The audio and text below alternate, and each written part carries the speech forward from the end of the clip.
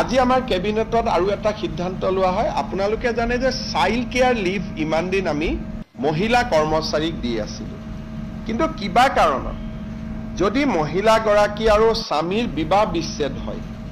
স্বামীয়ে বাচ্চা কেইটাক চাব লাগে ইমান দিন স্বামীৰ কাৰণে চাইল্ড কেয়াৰ লিভ নাছিল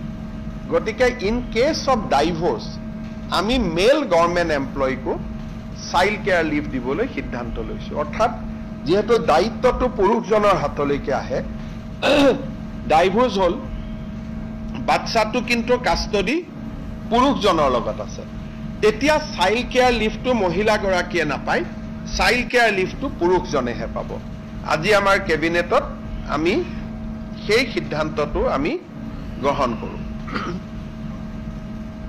2 বছৰলৈকে পাই বাজেটত ঘোষণা কৰা আৰু দুটা সিদ্ধান্ত আজি আমি কাৰ্যকৰী কৰিছো প্ৰফেশনেল ট্যাক্স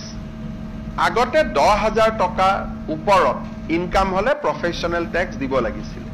10,001 টকাও যদি মোৰ ইনকাম হয় মাহত মই প্ৰফেশনেল ট্যাক্স দিব লাগে